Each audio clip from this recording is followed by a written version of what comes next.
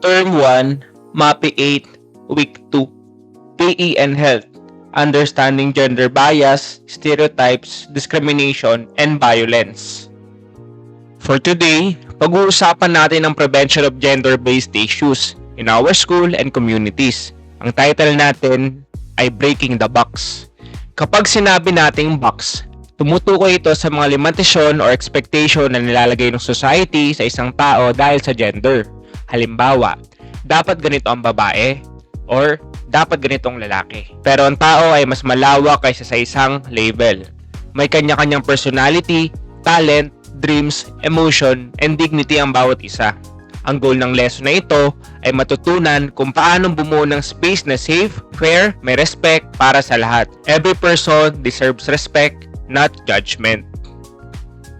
Sa slide na ito, makikita natin ang idea ng gender filter.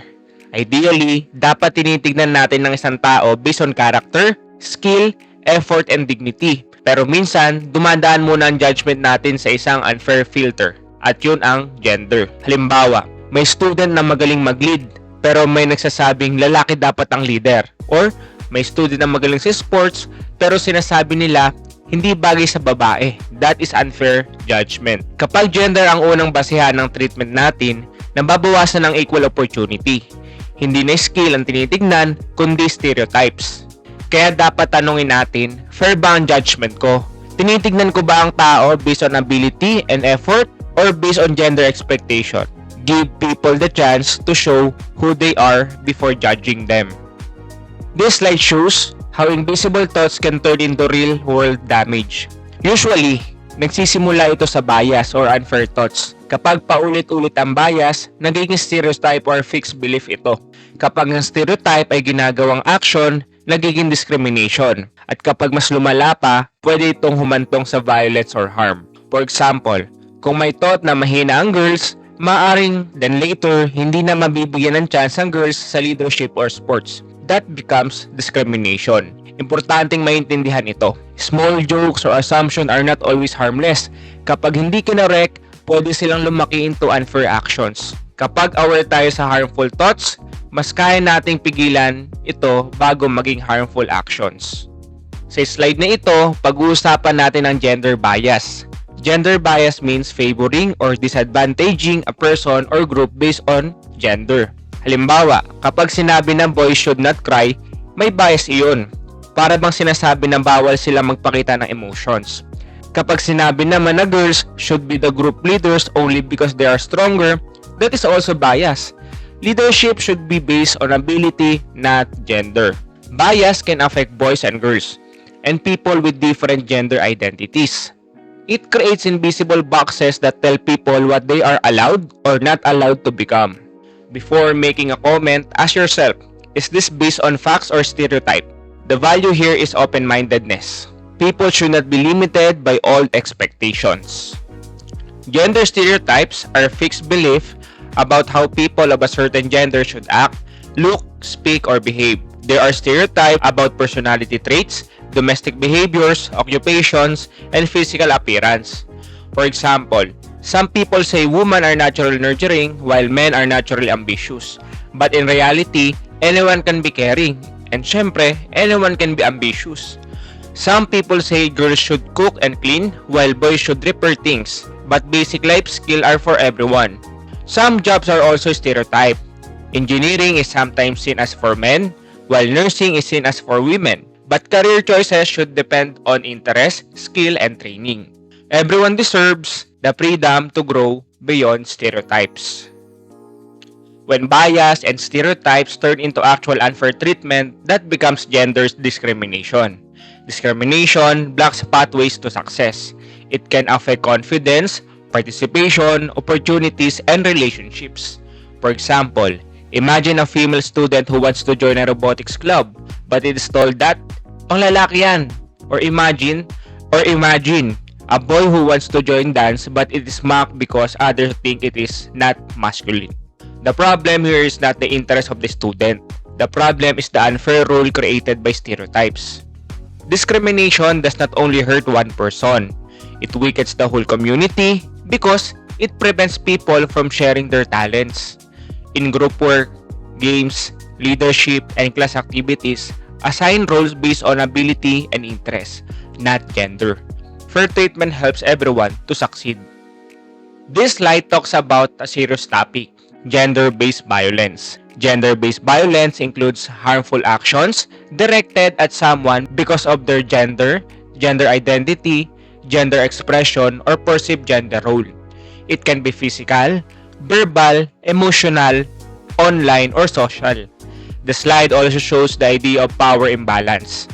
This happens when one person uses strength, popularity, authority, or influence to control or harm another people.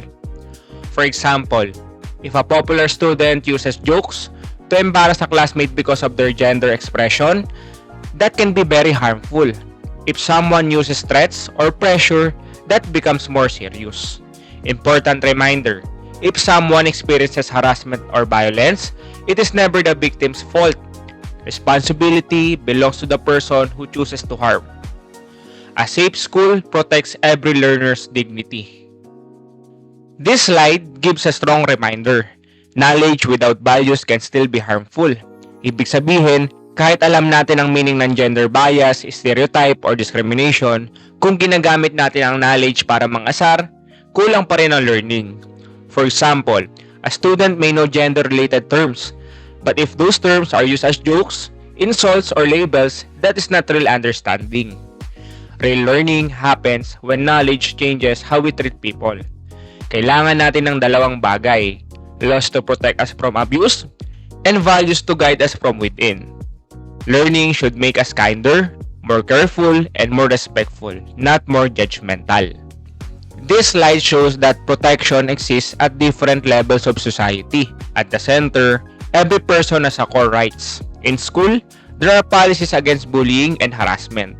In public places, there are laws like the Safe Spaces Act. In work setting, there are policies for fair treatment and protection. Practical example, if a student is bullied because of appearance, identity, or gender expression, it should not be ignored. Schools have the responsibility to respond.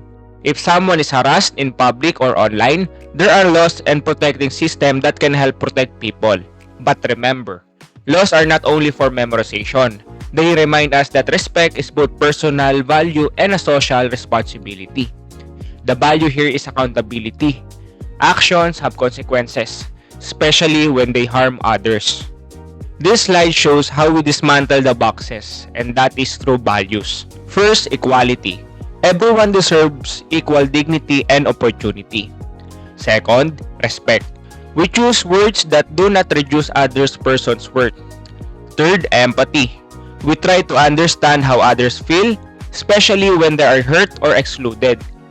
Fourth, responsibility. We refuse to participate in bullying, harassment, or discrimination. Fifth, courage. We speak up when something is wrong. These values help build a healthy sexuality and community. Healthy sexuality is not about judgment. It is about safety, respect, self-worth, and responsible relationship.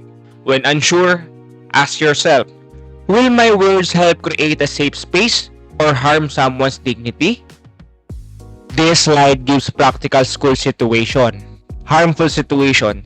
Someone says a sport does not fit your gender. Health response. Do not judge based on gender.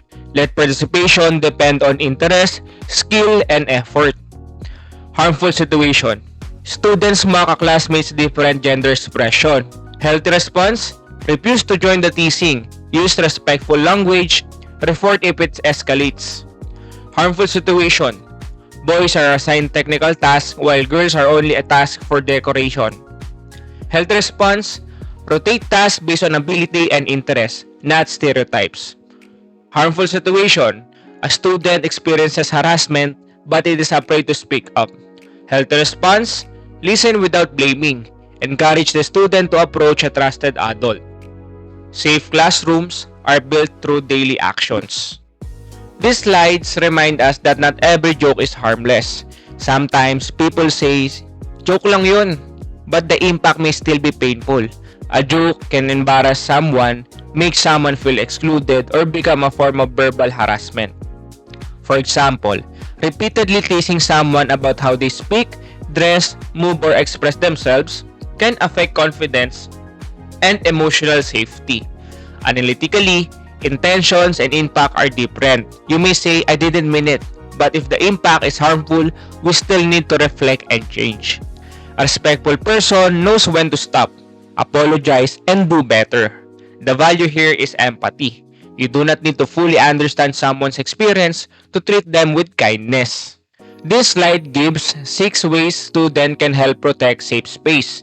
First, avoid harmful jokes. Never lower someone's dignity for a laugh. Second, challenge stereotype. You can respectfully say, anyone can do that if they are capable. Third, include others. Do not exclude people from games, groups, or activities because of their gender. Fourth, be careful online. Do not share or post humiliating content. Fifth, report harm. Reporting is not weakness. It is a way to protect safety. 6. Practice empathy. Remember that every person has dignity. You do not need to be loud to make a difference. Even small respectful choices can make the classroom safer. The value here is active citizenship. For our final slide, let us bring everything together. A healthy and positive sexuality is not built through teasing, pressure, judgment, or discrimination. It is built through respect, awareness, fairness, and care. We learn that gender bias begins with unfair thoughts. Stereotypes become limiting beliefs. Discrimination becomes unfair action. Violence becomes harm. But values, laws, responsible choices can stop the situation to become worse. As students, you can help create a school community where everyone feels safe, valued, and empowered to grow. Remember this, you do not need to be exactly the same to respect one another. You do not need to be fully understand someone's experience to treat them with kindness. Let us build a classroom where everyone is safe, respected, and free to become their full potential.